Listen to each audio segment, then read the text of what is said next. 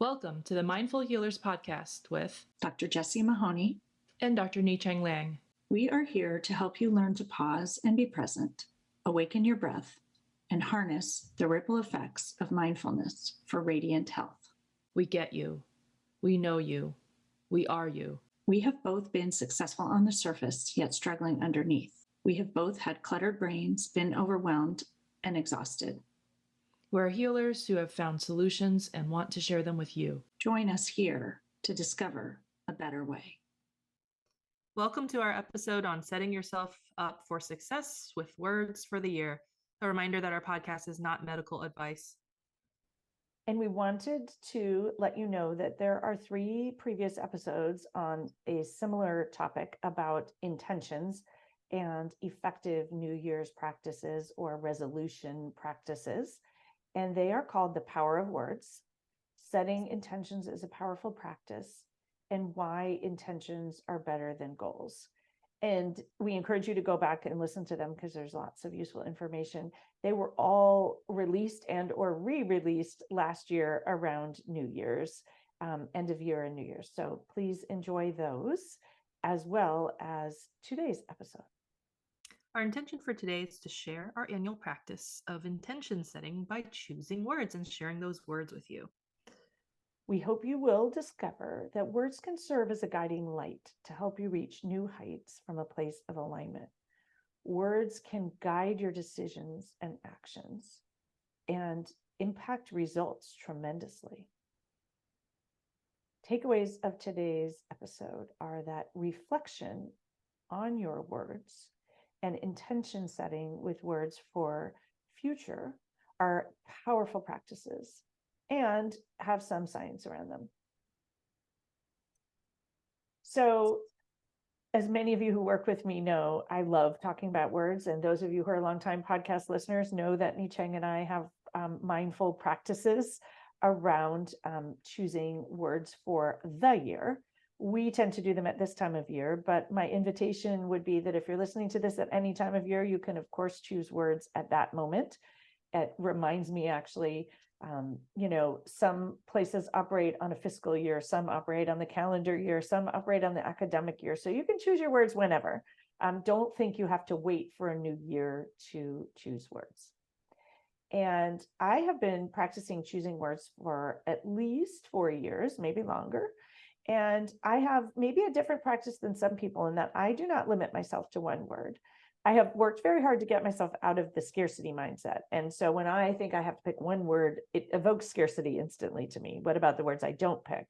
I also like to pick 3 words because I think that we just recorded the Complicated Dynamics podcast for any of you. I don't know which order they'll end up in, but our lives are complicated. And so different words serve us well in different pieces of our lives at different moments of the year. And we also don't know what's coming in the year ahead. And so having those words is, to me, an act of compassion and loving kindness and a strategic way to prepare myself for whatever might be ahead that I'm not aware of yet. And so I choose 3 words, and very often what I call a stretch word, which is something I would really like to get to, but I'm not sure I can. And I want to bring that word in and explore it in a way where I don't feel like I have to complete something or totally change my relationship with it. It's a little bit of a lighthearted, playful way that I can dance around something that's a little bit more challenging for me. And if I talk about stretch words, my previous stretch words, I'm not sure I remember all of them, but proud and trust were 2 of them. And so you can understand why they might feel a little stretchy. So I like to think of words as a tool, and choosing them is a mindful practice. It's, for me, not a rushed practice. It's a practice of exploring and growing and setting your attention. We talk a lot in mindfulness about attention and intention, and that's really a way of setting your GPS and focusing your attention thoughtfully, intentionally, mindfully, purposefully, deliberately, whatever words resonate with you.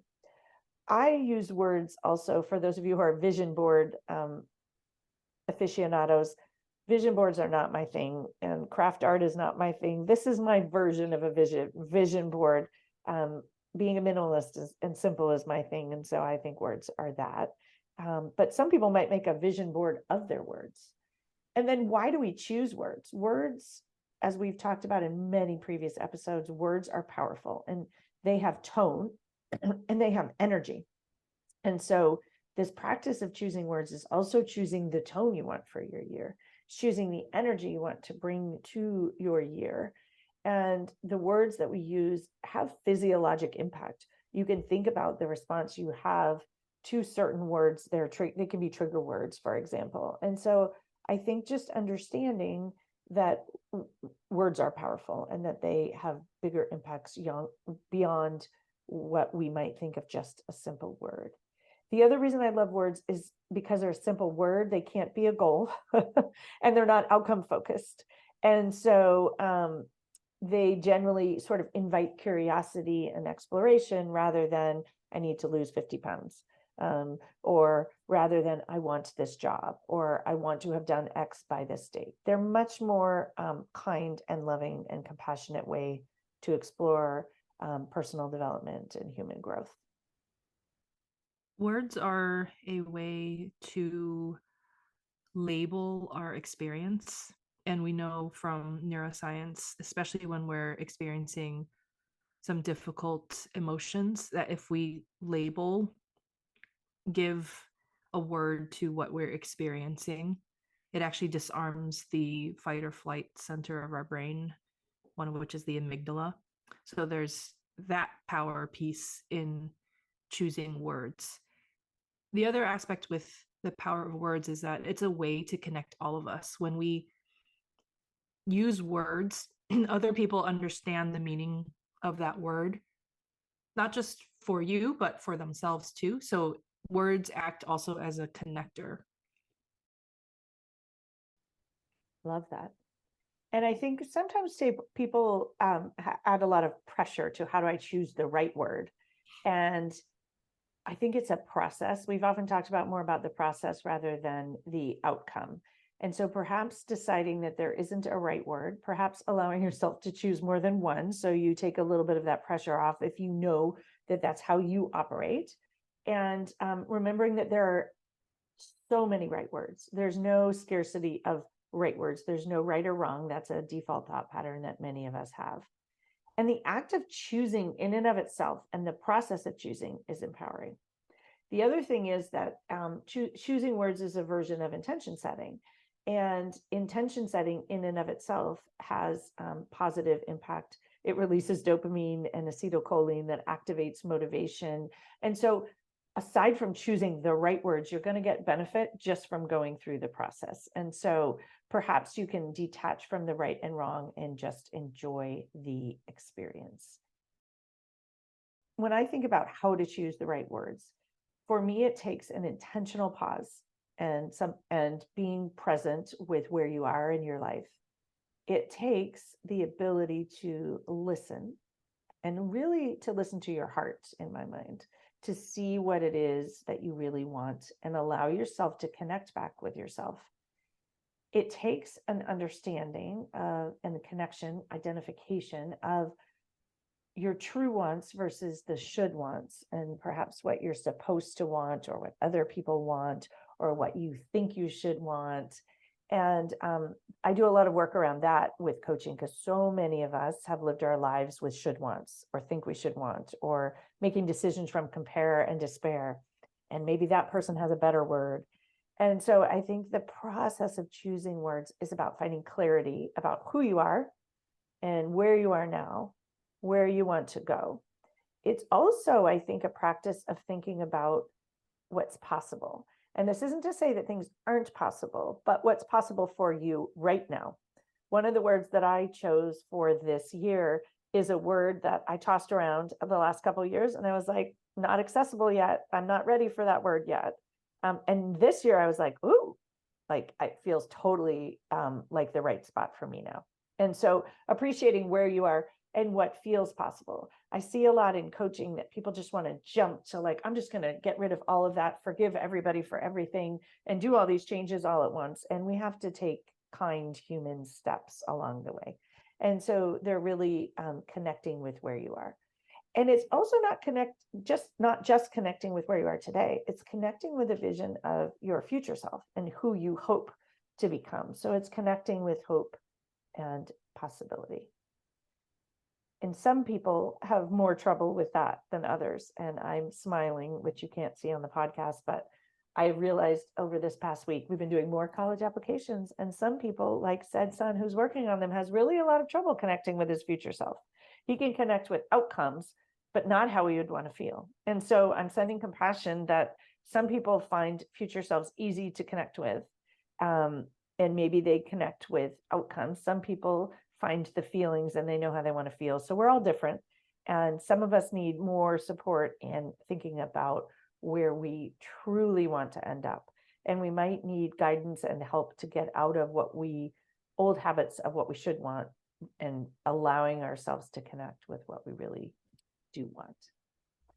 And then I also use this practice with words that I try them out for a while. So once I've found the words and gone through all of that process, I do what I call a 360. So for those of you who've ever had 360 evaluations in medicine, you will be smiling. But 360 means that you evaluate everybody and everybody evaluates you. And most people who've been through it don't love it. But I love to use it with my words. And it's intended to really look at things thoroughly. And the hope is that you would see both the positives and the negatives in all the roles that you show up in. And if you haven't listened to our negative feedback podcast, I recommend it if you struggle with 360s. But so what I mean by 360 is I like to take the word and, how will I create more of this? How do I notice and appreciate and savor this? How can I celebrate this word that I have picked in myself and in others? How can I celebrate what already exists or celebrate the creation of it? How can I enjoy it?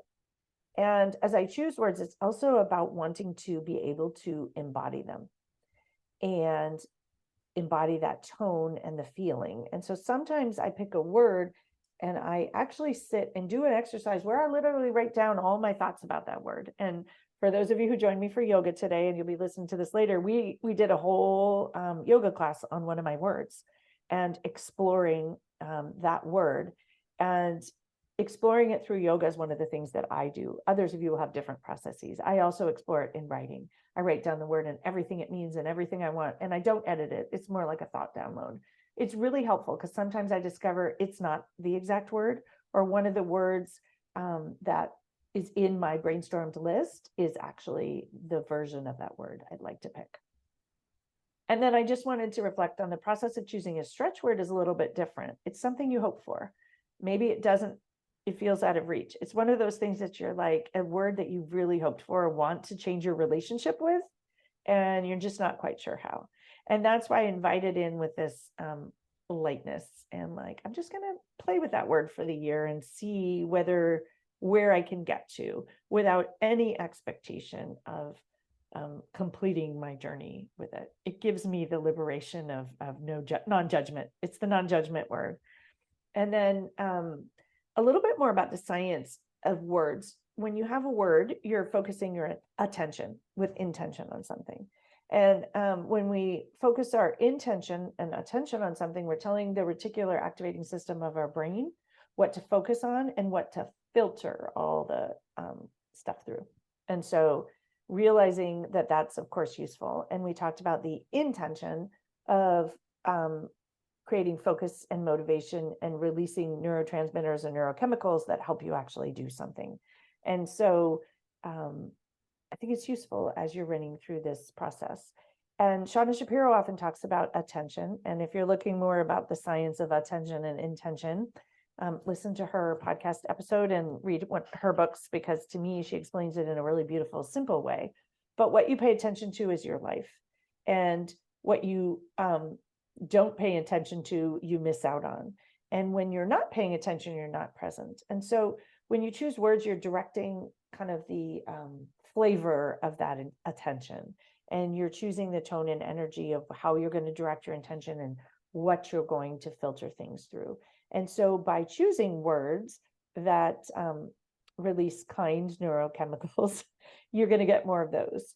And it will directly keep you away of the cortisol, shame, blame, fear, guilt as motivators. So if you're thinking about like New Year's resolutions, those tend to say you're going to lose weight. Those tend to release cortisol, norepinephrine, shame, blame, guilt, and it doesn't really motivate you particularly. And so I think that's my invitation. Full disclosure, you got me into choosing words as an exercise. And so we're sharing this exercise with you, dear listener, as an invitation, but feel free to make it your own. Word choice is empowering, but it's also an opportunity to drop the shoulding. So the other aspect is that I don't write about my words. I kind of pick them out from my brain. I think about them, I mull over them. And also I don't pick a stretch word. So I'm trying to say you don't pick a stretch word. It's perfect that you don't pick a stretch word. I'm trying to say that you can make this exercise your own and you can mold it and shape it into what resonates. I think part of why I don't pick a stretch word is because the 3 words that I choose, I'm committed to. And I'm already going to be kind of busy enough in trying to embody those. So I'm like, I don't need a stretch word. I don't need to be an overachiever. Not that picking a stretch word is overachieving in any way, but it's just not me in this moment. Like, I feel like I don't need a stretch word. I love that because to me, the stretch word, it takes the pressure off. I'm like, ooh, that's like the others, I will say I'm fully committed to, but it like, when I think of that word, I get like a little sparkle and like, ooh, I wonder, it invokes curiosity. But I think for you, the word stretch is like, oh my God, more to do. Yeah. And that's actually the power of words that we're talking about. So I just think that's awesome. And yes, this is not a recipe. There's no checklist here. And I think part of the reason why we're having such fun with the conversation and how we do it is like a total invitation to take what resonates, toss the rest. Because clearly, I don't think there's like, no one gets a grade in word choice and there's no right way to do it. There is a right way. The right way is the right way for you. And this is an invitation to explore different practices and see. I have had people I've worked with who are like, nope, picking one word and it's this. And that is the most powerful practice, right? Or sometimes I envision that there's a year where I'll be like, I'm only choosing 2. Like, I don't need a stretch word. Or, and actually, when I first started, I didn't have a stretch word. But then I really just wanted to I couldn't commit to this word that I really wanted to explore. So I gave myself permission to change how I did it. And I encourage everyone to choose the way that you do. I wanted to also bring up a parallel about this word choice exercise with direct mindfulness practice. So in mindfulness, there's usually an attention focus. And like the breath, which is oftentimes the anchor of attention for many mindfulness practices, or body sensations, for instance, the body scan practice, your intention words for the years upcoming can be a focus of attention and it's an intention for you. But atop of it all is to remember to encompass even this whole exercise and then the words throughout the year with non-judgment with them and how they manifest or not. And I love this concept of manifesting because we don't have to make them happen. These are not to-dos. To me, it's just setting your direction of where you want to focus or how you want to filter things. They could be, though, we talk about manifesting, dreaming, wishing, aspiring. You can also think about it as in a simpler way of like what you want more of or less of, or what you want to continue. I like to think about to feel because I'm a feeling person, but some of you will not be feeling people and your thoughts will be the most powerful drivers, or that will help you. So we all get to choose. And before we move on to share our new words, which will be fun, we wanted to comment just on reflection. And part of my word choice experiment experience is that before I choose my new words, I like to look at my old words and reflect on what my experience was with them. Do they feel complete? And I usually try to do that sometime in November. And there's no science to this, but I just start thinking, are they complete? Is there anything I still want to explore? And how did they turn out? And again, with total non-judgment, it's more like with curiosity. Wow, I picked those words. for these reasons, but maybe they, you know, had totally different impacts on my life. And I will say for my 2023 words, for those people who are new listeners and haven't listened to last year's podcast, they were satisfied, deliberate, and assured. And my stretch word was radiant, which was what I thought if I were satisfied, deliberate, and assured, which felt to me kind of boring words, which is why I had to pick a spicy one for my stretch word. I don't know that I've quite gotten to radiant, although it's funny because I would say that I think maybe other people are looking at me and thinking I'm radiant, but so the part I haven't completed yet is that I haven't connected with it yet. But I loved these words, and I actually picked them for very different reasons. And I had a very unexpected year in terms of my own medical issues, and my family and my mom had a number of really significant issues and changes.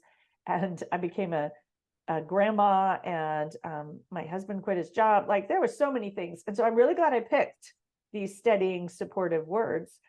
But I didn't know that any of that was necessarily going to happen. I guess I knew I was going to become a grandma at the beginning when I picked those words, but that really had nothing to do with it. And yet I do really feel like my journey with exploring them and bringing them in and approaching all of those challenges from a place of connecting with how am I satisfied, and moving forward deliberately and feeling assured that things would be okay. And assured was a lot of trust exploration, which we had a recent podcast about.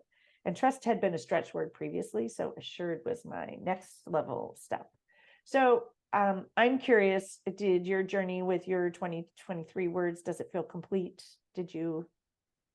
Wait. Before you're off the hot seat, Yeah. I Oh, will just call out. The hot seat. I will just call out that when you spoke of your first three words as boring and dry, maybe you didn't use the word dry, but that came up. I did. That was some judgment there. Yeah. And I want to invite some self-compassion and hand to heart that words are actually neutral.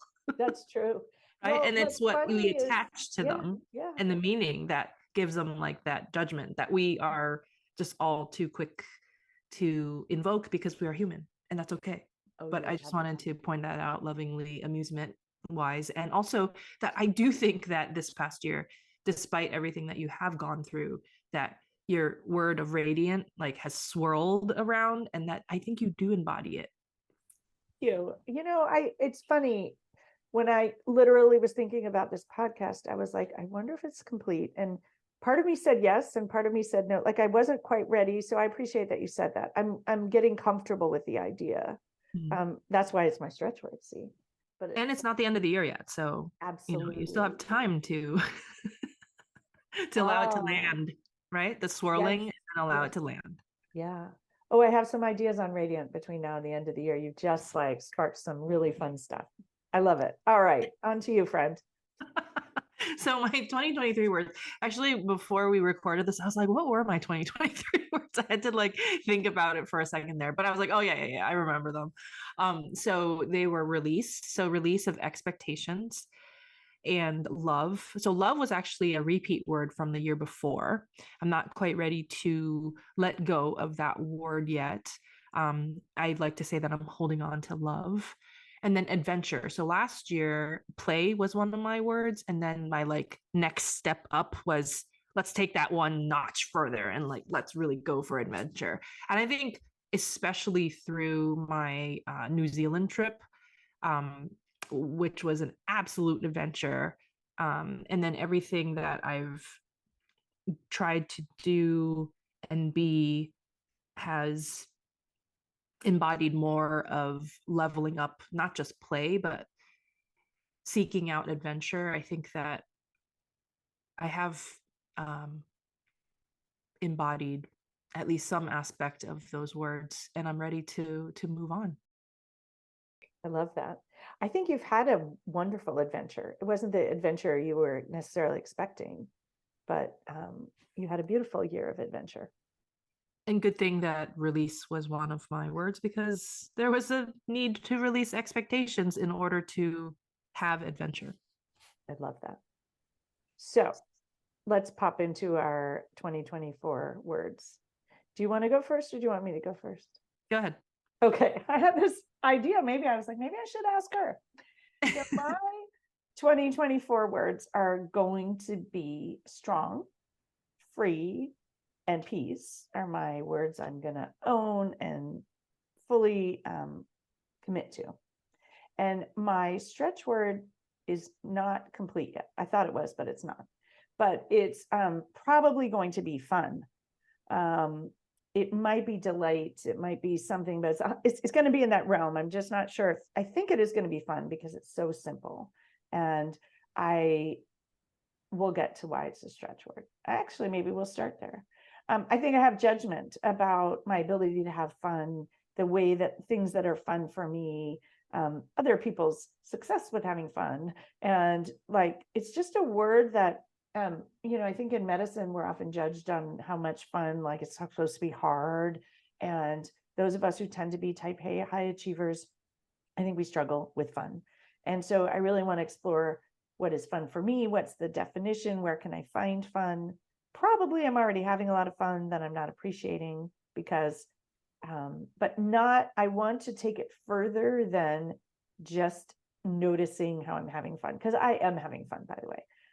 But I want to be having some fun that's like that, just fully present in the moment. And I'm going to use the word fun rather than joy because it's actually different. So that is my stretch word. I'd love anyone's help with that. I will say that you have the perfect accomplice for that word. And I think you know who it is in your life now. Yeah. Your little grandson. So Yeah. go for it, Grandma. Yeah. You've seen his face embodies fun. Yeah. Right. Yeah. And so I'm just excited to explore that. So that's the one I'm going to explore. And I guess I'm sticking with fun. There you go. I've committed to it. I like it because it's simple. The other ones have a little bit more edge, like delight or, fun is just straight up fun. I'm going to have more of it and appreciate it and celebrate it and practice it. So hopefully you all can join me for some fun. So strong, which to maybe many of you feels like a heavy word, to me is a really sort of powerful, proud, it's actually a calm word. And so for anyone who's interested in exploring this word, do my yoga class from today, which will be up shortly. It's going to be called either Exploring Strong or Connect with Strong. And for me, strong in part came from being physically healthier again, post my year of 2023's unexpected challenges. But I'm not approaching it. I'm not going to be going to lift weights, for example. It has more to do with standing taller and owning that proud that I worked on a few years ago. Being clear, like if you're strong, you have clarity and you are authentic and you own who you are. And this one's going to be fun for me. Speak louder and more clearly. Sometimes, believe it or not, I don't speak up. I know that here I speak up a lot, but sometimes in my life I don't speak up or I am not as clear with my wishes because I'm quite conflict avoidant. So strong is going to be a little less conflict avoidant, or maybe not see it as conflict and be brave in that realm and being unwavering in who I am. The other words that come to mind when I think about it is robust or active or engaged. There's a lot of self-care involved in being strong. You can't be strong if you don't pause and breathe and rest and all those things and ground. You can't be strong if you're up here spinning in judgment and all of those things. And then two other pieces that I think are relevant that I haven't talked about much here. I'm kind of an anti-boundary person, but for me, I think strong does have some boundaries in it, interestingly. And I came up with this word that's like shortened boundaries, so that like they're not tightly held, but they're just like, oh, that's it, and address it. And that's also part of the speaking up. That to me is strong. So I think it's really interesting. It's like being clear, holding my line, and sometimes just speaking up. I know I was telling you, and we may have to do a podcast on this in the future, about speaking up that I had done with two of my young adults recently. And that's like my shortened boundary. I'm like, nope, that's it. This is where we are. And one of the things around my human design is that I am humanly designed to inform. And so to me, informing is strong. And sometimes I shy away from it. So for me, that's going to be part of strong. So that's my initial exploration, my brainstorm of strong. And the yoga class is really fun. So I really want to encourage some of you, if you haven't tried yoga with me, I do fun things like this where we're actually exploring whole ways of moving through the world in a yoga class. And when we came on to record today, I said to you, like, I'm great after doing this yoga class, even though I went in actually frustrated with a few of the people in my life. And it's a rainy, gloomy day. And I was like, actually, I'm great now. So exploring these words can be amazing. The other two, I'm really just came to me literally 2 nights ago. So one is free. And that came up, not freedom, interestingly, but it came up because I had a whole list of things I would like to be free of. And when I wrote that word down, I was like, oh, free of judgment, free of burden, free of heaviness, free of unnecessary worry, free of chest tightness and throat lumps. And it's not going to be 100% free, by the way. I get that. Free of self-doubt, or free of manuals and expectations and unhelpful stories. So it's an invitation to kind of be free. And I did not choose letting go, interestingly. I chose the outcome of letting go. That feels to me just very open-hearted and right for me. And then the speaking up thing keeps coming up, interestingly, that free to speak up and free to be me also came up. And so a lot of the themes, like, these work together. You can't be strong if you don't feel free, for example. So they just overlap a little bit. And then the other way of thinking about it is, what do I need to be free? And so I decided I needed those shortened boundaries I mentioned, and to give up ruminating and to live. Someone who lives in alignment is free. And so what else do I need to do to get there? And then my last word is peace. So I have strong, free, and peace. And peace was one that I've been toying around with for a couple of years, and I was not ready for it. So last year I showed trust instead of peace, but that was my stretch word. And interestingly, in human design, and I have done a fair bit of human design in my own human design, peace is actually the ultimate like feeling for my design type of a manifester. So I learned this last year and I was like, yeah, I'm not ready for it. But this year it just like flew into my head without me considering it. And I was like, wow, maybe I'm ready. But you also have to be strong and free to have peace, and you have to allow peace and really dig into it. And then for those of you who've done yoga with me or been on a coaching retreat, many of the times I bring in that peace begins with me mantra that I learned in kids yoga. And so there's an invitation with peace that it comes from you. And so I plan to bring in this question a lot. What would peace do? What would peace do within my work and at Pause and Presence, in terms of what I offer and when, and doing more and less? And what would peace do around my relationship with my husband and my aging, ailing parents and my young adult children who are all on their journeys, and siblings and friends and colleagues? And to me, that question, I can breathe when I ask that question. The throat lump, I'm free of when I ask, what would peace do? So those are my words, and I'm intrigued to see where they lead me. So let's hear yours. First of all, those are spectacular, not dry or boring I words. know. Okay. I totally agree. I totally agree. Mine are, so boundaries. I am noticing that this latter part of this year, that boundaries is continually coming up. So I've decided I'm going to make that a priority into 2024. That basically protecting my inner sanctum, the well-being of my inner circle of the nuclear family, is a priority for this coming year. And I foresee that as this sense of protection and a way that I'm going to be expressing love, not just for my loved ones, but for myself as well, so that I can create a safe space for me and my loved ones to flourish and grow. So that's word number one, is boundaries. Notice that it's plural because we are operating from an abundance mindset. And then the second one, actually interesting that this was a stretch word for you in years past, but trust is my other one. So it also, again, reminds me of our recent trust episode, and shout out to my patient, who I think is probably going to be listening to this episode too, who just recently told me that she listened to our trust episode and had wonderful things to say about it. And shared it widely. So thank you so much for that.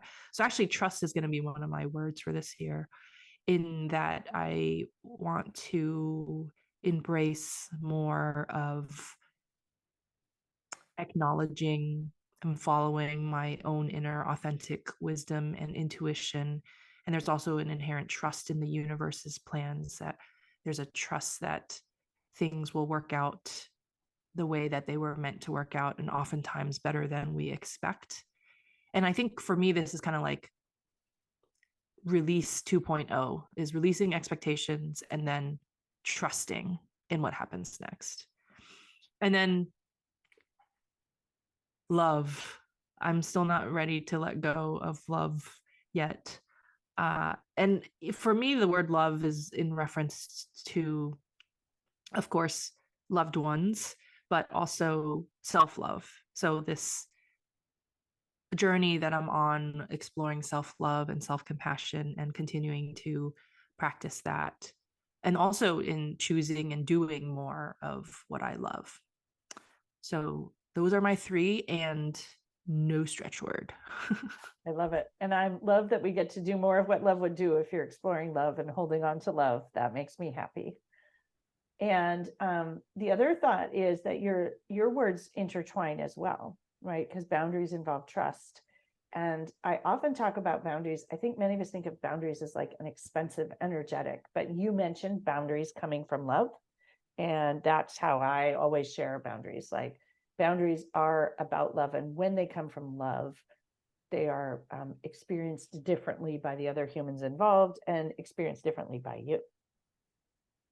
So you can trust with love and maybe set loving boundaries, and you can put love in all of it. And wouldn't that be fun? Love it. Let's move on to our reflection questions. What are words that you would like to choose as intentions for attention in 2024? And do you want to choose one, more than one, and or a stretch word? What is the process that works best for you and your mind, body, and spirit? And for each word that you do end up choosing, how do you see yourself embodying that intention? So, as all our listeners can tell, I love words and the conversation about words. And it's something I spend a lot of time helping people with during coaching, because I think it's a way of really transforming your life in the future. And I think both of us, having been through this process for quite a few years, and our annual podcast on it is actually probably part of our experience and relationship with the words, that the words can very much help you live in alignment and change things in ways that feel better and feel more peaceful and trusting and loving for you. And this is something that actually we do in some of my groups in Ongoing Presence, and also Transition Well, because words are so important in times of transitions. And so reach out if you are interested in doing one-on-one work or joining one of those groups in early 2023. Or 2024. Right. Next year, whatever next year is. It's not too early to start thinking about setting yourself for success in 2024 and even into 2025. Words are a significant part of our framework at our Mindful Healers Connect in Nature retreat. And in 2024, which will be in September, we will have new components of integrative medicine woven in. So we hope you can join us. Please, if you enjoyed this podcast, leave us stars and reviews and share widely. And please stay on after the sound of the singing bowl for our mindful moment offering. As always, if you want to declutter your mind, be more present, and start truly living your one wild and precious life, come find us at the mindfulhealerspodcast.com. Work with one of us. Work with both of us. Start or up-level your mindfulness practice. Discover how mindful coaching can change your life. Or even better, do both as part of our Mindful Healers programs and retreats. You can find links to find out more about our programs and join our communities at themindfulhealerspodcast.com. Reach out and get started on your journey to a life better lived today. The content of this podcast is not meant to be medical or life advice. If you choose to participate in our mindful moments, please do so safely.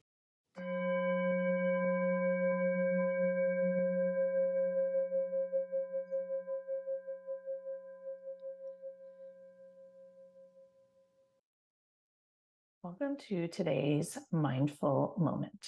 These mindful moment offerings are offered as a chance for you to practice mindfulness, a chance for you to take a moment for yourself to upregulate your parasympathetic nervous system, to find more calm and balance, and connect with yourself, your deepest wishes, desires, perhaps just to connect with calm, groundedness, safety, security.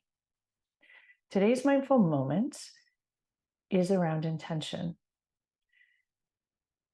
Thinking about what you most wish for and what you most want, not in terms of a thing or an outcome, but in terms of an energy or a feeling.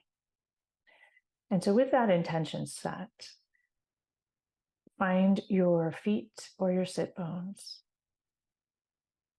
Come back into your body, pausing if it's safe to do so. Come back to the breath, taking in a delicious inhale in through your nose and out through your mouth. Bring a hand to heart and the other hand atop. And taking a moment here to connect with your wishes. Wishes that are feelings, wishes that are energy. What would you like to feel more of in your life? A year from now, what do you hope or wish your life will feel more like? Would you like to feel more free? Would you like to feel more strong? Would you like to feel more hope? Would you like to feel more love? Would you like to feel more peace? Would you like to feel more happy or fun? Taking a moment to connect with what does your heart suggest? What would you like to feel more of? Not what you should want to feel more of, but what would you like to feel more of?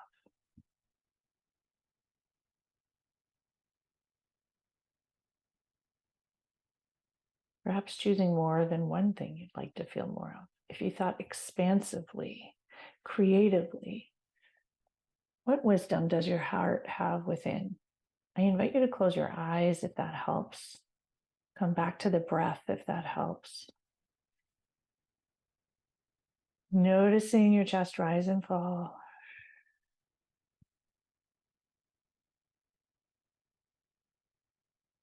And I invite you to bring one hand to belly or two hands to belly. Notice if you have more information there about what your wishes are, your desires are.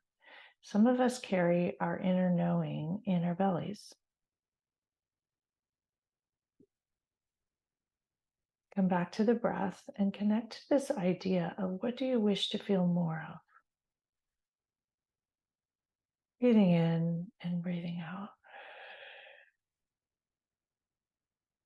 And bringing your hands, rubbing them together, creating a bit of warmth, if it's safe to do so. Bring your hands over your eyes, closing out the light, pressing it into your third eye or your forehead. Listening here. What is their wisdom there? What is your intuition? What would you really like more of here? Coming back to the breath.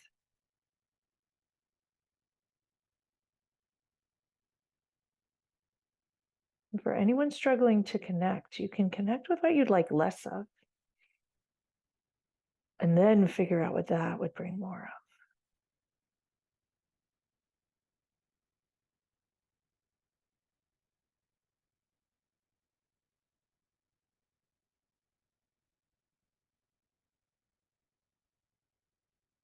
Coming back to your breath. And lowering your hands and letting the light in without opening your eyes. Checking in with yourself, letting that light be the guide to what you might like more of, the light coming in through the backs of your eyelids, letting that light shine into every nook and cranny, perhaps revealing something that's hidden there, something that you haven't let yourself see.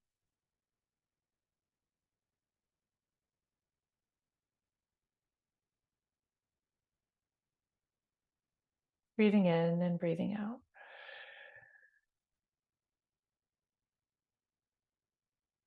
Making a note of what you feel here, what you notice. Might those like to be part of your intention for 2024 or whatever year ahead happens to be when you're listening to this? Thank you all so much for practicing with me today. The light and energy within me reflects and honors the light and energy within you. May all your wishes, dreams, hopes, and intention come to fruition in the year ahead. Namaste.